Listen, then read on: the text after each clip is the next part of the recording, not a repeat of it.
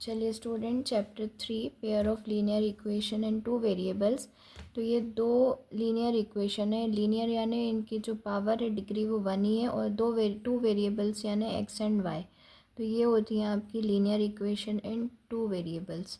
अब ये हर एक की जो है वो एक लाइन ड्रॉ हो सकती है। हम ग्राफ अगर बनाएंगे तो ये स्ट्रेट लाइन बनती है इस इक्वेशन की एंड इसकी भी।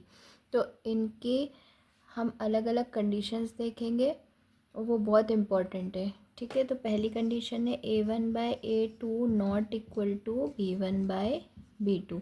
इस केस में आपकी जो दोनों लाइन है वो ऐसे एक पॉइंट पे इंटरसेक्ट करती हैं, मिलती हैं, और जिस पॉइंट पे वो इंटरसेक्ट करेंगी वहीं पे ये क्या देंगी, वैल्यू देंगी एक्स एंड वाई की, और वही क्या होगा, सॉल्यूशन। तो एक पॉइंट पे इंटरसेक्ट कर रही हैं ओनली एट वन पॉइंट, तो ये लाइन तो क्या कहलाएंगी आपकी, इंटरसेक्टिंग। क्या कहलाएंगी, इंटरसेक्टिंग। एंड आपका एक ही सॉल्यूशन आएगा, तो क्या आएगा आपका, यूनिक सॉल्यूशन।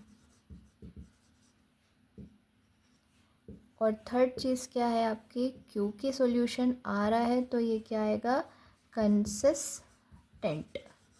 तो तीन चीज़ें आपको अच्छे से याद करनी है। पहली कंडीशन है a1/a2 not equal to b1/b2, intersecting line, intersecting at one point है। तो एक पॉइंट पे तो सिर्फ एक ही सॉल्यूशन है, तो क्या लिखेंगे हम उसे, यूनिक सॉल्यूशन। एंड सॉल्यूशन आ रहा है तो ये क्या आएगा, कंसिस्टेंट। ठीक है, कंसिस्टेंट है ये।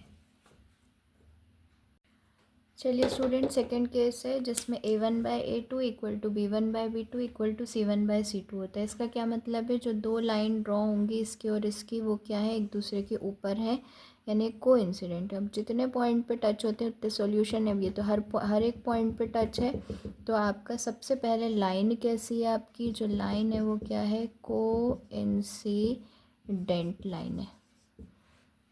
नेक्स्ट क्या है आपका, सॉल्यूशन कितने हैं, तो हर एक पॉइंट पे टच कर रहा है, तो क्या आएगा, infinitely many solution. And third आपका क्या आएगा, क्योंकि सॉल्यूशन आ रहा है तो ये क्या है, कंसिस्टेंट।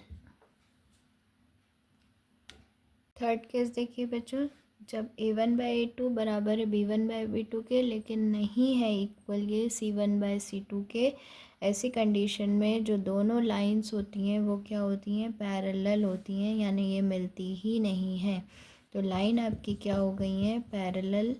अब ये टच ही नहीं कर रही हैं तो इसका सोल्यूशन होगा ही नहीं, तो ये पैरेलल लाइंस हैं। नेक्स्ट, टच नहीं कर रही तो नो सॉल्यूशन, और क्योंकि सॉल्यूशन है ही नहीं तो ये क्या हो जाएगा, इनकंसिस्टेंट। समझ गए। चलिए स्टूडेंट, 3.1 का सेकंड क्वेश्चन आपका इम्पॉर्टेंट है, हम वो देखते हैं। तो यहाँ पर हम इसमें आपको कंपेयर करना है रेशोज़ a1/a2 b1/b2 c1/c2 को, और वो कंडीशंस के हिसाब से आपको क्या निकालना है कि लाइन इंटरसेक्ट करें एक पॉइंट पे, पैरेलल है कि कोइंसिडेंट है। तो हम कंपेयर करेंगे इन्हें, जो जनरल लीनियर इक्वेशन होती है इन टू वेरिएबल से। तो a1x plus b1y plus c1 equal to 0, then a2x plus b2y plus c2 equal to 0। यहाँ से a1 आपका कितना आ रहा है, 5, b1 आपका आ रहा है -4 एंड c1 आपका आ रहा है 8। सिमिलरली यहाँ पर हम देखेंगे तो a2 आपका आ रहा है 7, b2 आपका आ रहा है 6 एंड c2 आपका आ रहा है -9। हम रेशो कंपेयर कर लेंगे a1/a2, तो 5/7, एंड यहाँ पर सेपरेटली करेंगे b1/b2, तो वो कितना आ रहा है आपका, -4/6। हम इसे काटेंगे, ये कितना आ गया, -2/3। अब आप खुद देखिए, क्या a1/a2 बराबर है b1/b2 के, a1/a2 not equal to b1/b2। तो हमने क्या कंडीशन डिस्कस करी थी, जब इक्वल नहीं होते तो ये क्या करते हैं, एक पॉइंट पे इंटरसेक्ट करते हैं। तो इसका आंसर क्या आएगा, पहले तो आपको ये पूरा सॉल्व करके नीचे कंडीशन लिखनी है, उसके बाद आपको यहाँ पर क्या लिखना है, इंटरसेक्ट एट अ पॉइंट। ये आपका फाइनल आंसर रहेगा। चलिए स्टूडेंट 3.1 के सेकंड का सेकंड देखेंगे। इसको जनरल जो लीनियर इक्वेशन इन 2 वेरिएबल है उससे कंपेयर करेंगे। a1x plus b1y plus c1 equal to 0, a2x plus b2y plus c2 equal to 0। यहाँ से a1 आपको कितना मिल जाएगा 9, b1 आपको मिल जाएगा 3 एंड c1 आपको मिल जाएगा 12। यहाँ पर a2 आपको मिलेगा 18, b2 6 and c2 24।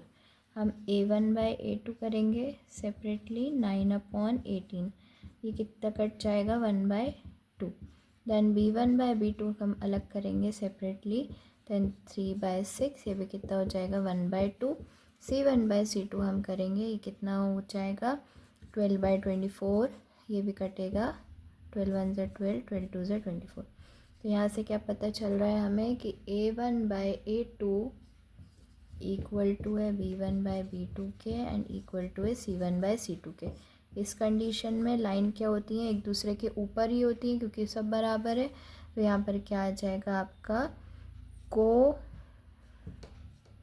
Coincident lines हैं ये, ठीक है। चलिए 3.1 का थर्ड वाला देखते हैं। इसे हम जनरल लीनियर इक्वेशन 2 वेरिएबल से कंपेयर करेंगे। a1x plus b1y plus c1 equal to 0, a2x plus b2y plus c2 equal to 0। a1 कितना हो गया 6, b1 कितना हो गया -3 एंड c1 कितना हो गया 10 एंड a2 कितना हो गया 2, b2 -1 and c2 equal to आपका हो जाएगा यहाँ लिख देते हैं c2 इक्वल टू 9। चलिए सेपरेटली कर लेंगे a1 बाई a2, ये कितना हो जाएगा 6/2, यानी 3 टाइम्स में गया।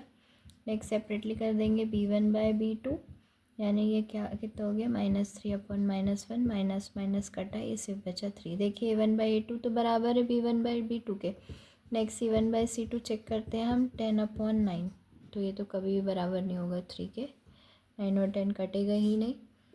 तो इससे क्या पता चलता है कि a1 by a2 equal to है b1 बाई b2 के, लेकिन इक्वल टू नहीं है c1 बाई c2 के।